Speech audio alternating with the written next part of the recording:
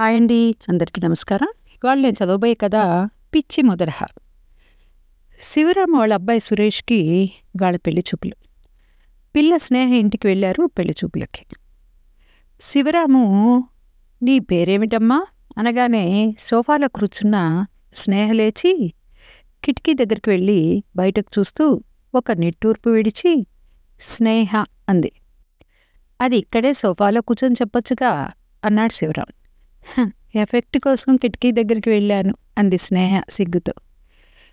TV serials ఎక్కువగా చూస్తావా తల్లి అన్న శివరాం మాటలకు నవ్వుతూ అవునంత లూపింది స్నేహ. శివరాం కొడుకు వైపు చూస్తూ నీ బతుకు ఇక కిటికీ దగ్గరే అన్నాడు చిన్నగా చెవిలో. ఆ తర్వాత నీ హాబీస్ ఏంటమ్మా అని అడిగాడు మళ్ళీ శివరాం.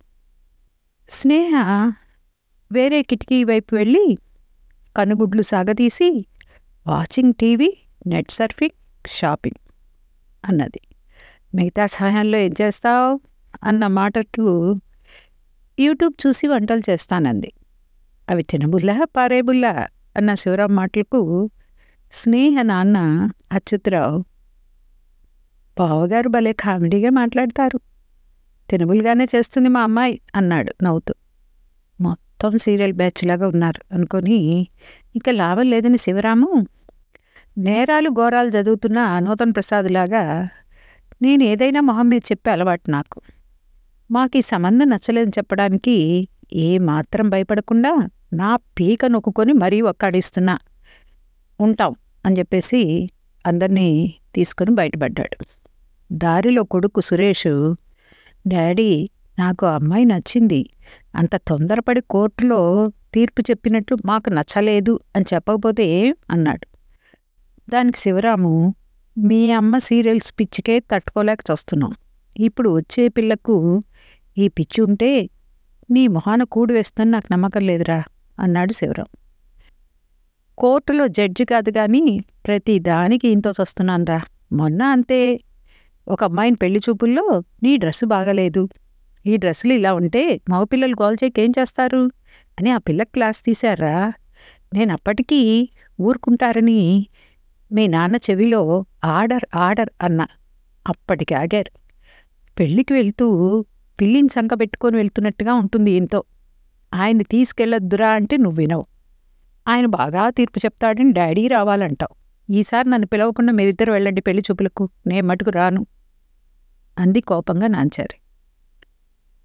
అదంతా నాకు వదిలిపెట్టండి, నేను చూసుకుంటాను, నేను స్నేహతో మాట్లాడతానని వాళ్ళకి ఫోన్ చేసి చెప్పండి అని సురేష్ అన్నాడు. ఇక చేసేది లేక శివరాము అచ్యుతరావుకు ఫోన్ చేసి మా అబ్బాయి మీ అమ్మాయితో మాట్లాడతాడట, ఒకసారి వీడియో కాల్ ఏర్పాటు చేయమని మెసేజ్ చేశాడు. ఆనందపడి సరేనన్నాడు అచ్యుతరావు. అచ్యుతరావు భార్యతో, ఉసేవ్ జడ్జి గారు అబ్బాయి మన స్నేహతో మాట్లాడతాడట, మాకు నచ్చలేని కరాఖండిగా చెప్పారుగా, ఇప్పుడు మళ్ళీ ఏమైందిట అంది సుబ్బాయమ్మ. వాళ్ళ అబ్బాయికి నచ్చినట్లుందే.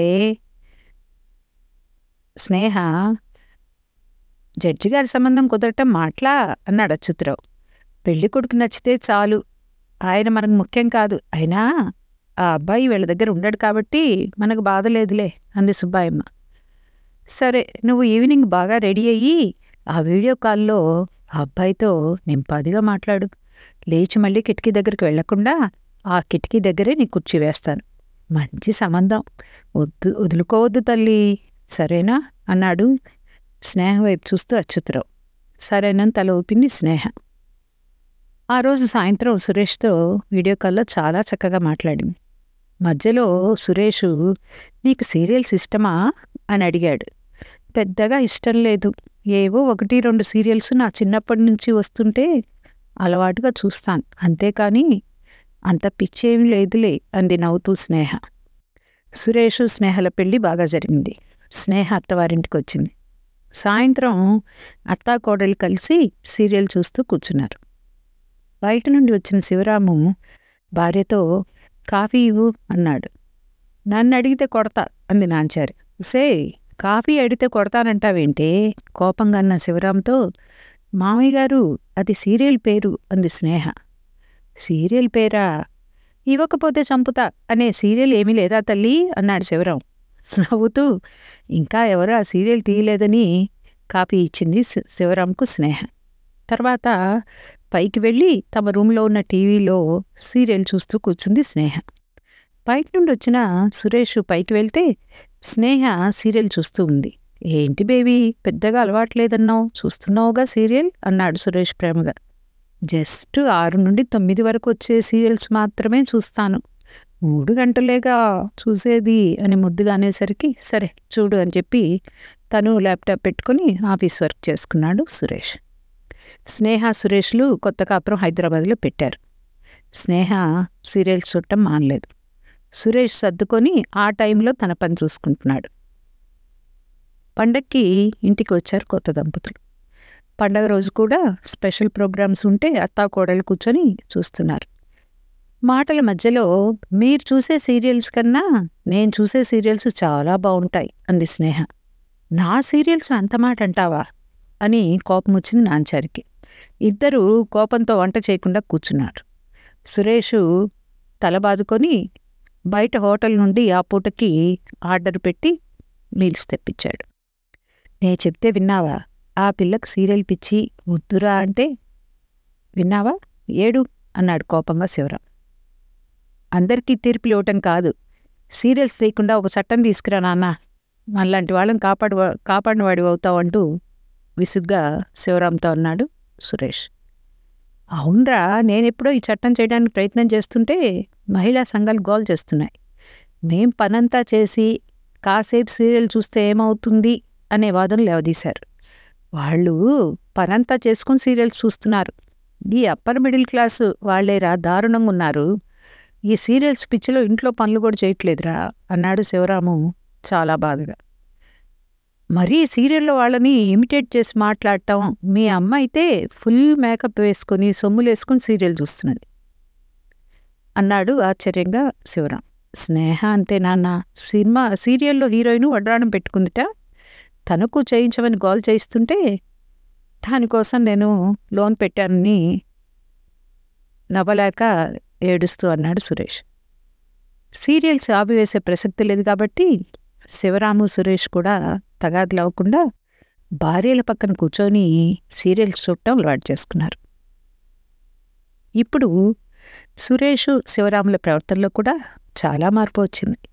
వాళ్ళు నిమిషానికో మాట మాట్లాడటం, నిట్టూర్పులు ఇవ్వటం, గుడ్లు మెటకరించటం, కిటికీల దగ్గరికి వెళ్ళి బయట సునీల్లోకి చూసి మాట్లాడటం నేర్చుకున్నారు. వాళ్ల మొహాల్లో భావాలు చూస్తే ఆర్ నారాయణమూర్తి కూడా సిగ్గుపడతాడు, వీళ్ళలాగా నేను అన్ని భావాలు పలికించలేకపోయానని. వీళ్ళని భర్తల్ని తమకు తగ్గట్టుగా మార్చుకున్నందుకు అత్తాకోడళ్ళు హ్యాపీగా ఉన్నారు. ఇక్కడ మనం ఒక విషయం గమనించాలి.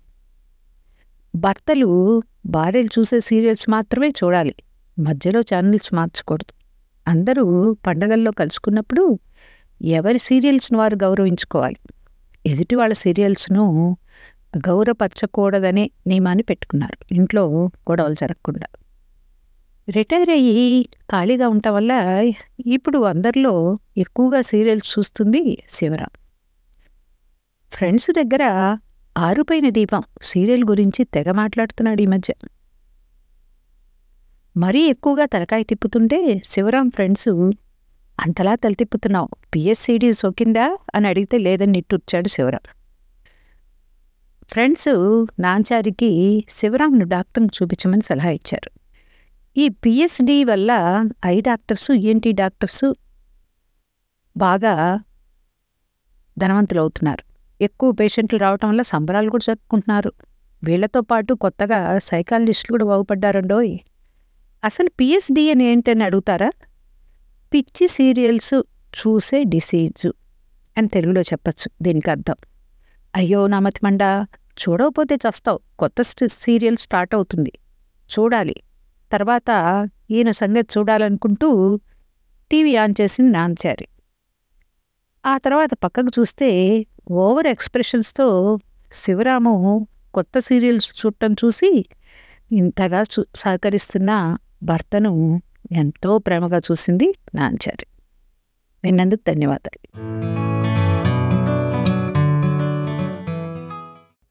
మీరు మెచ్చే చక్కటి తెలుగు కథలను స్పష్టమైన ఉచ్చారణతో, వినాలనిపించే గాత్రంతో మన తెలుగు కథలు .com వారి యూట్యూబ్ ఛానల్లో పూర్తి ఉచితంగా వినండి, చూడండి. మన తెలుగు కథలు .com వారి యూట్యూబ్ ఛానల్ను ఈరోజే ఉచితంగా సబ్స్క్రైబ్ చేయండి. ఎంపిక చేసిన చక్కటి కథలను వీణుల విందుగా వినండి. వందల కొద్దీ మంచి కథలను రచయితల వారీగా పొందుపరిచాము. మరుగున పడుతున్న తెలుగు కథలను మీ ముందుకు తెస్తున్న మా ప్రయత్నానికి సహకరించండి. ధన్యవాదాలు.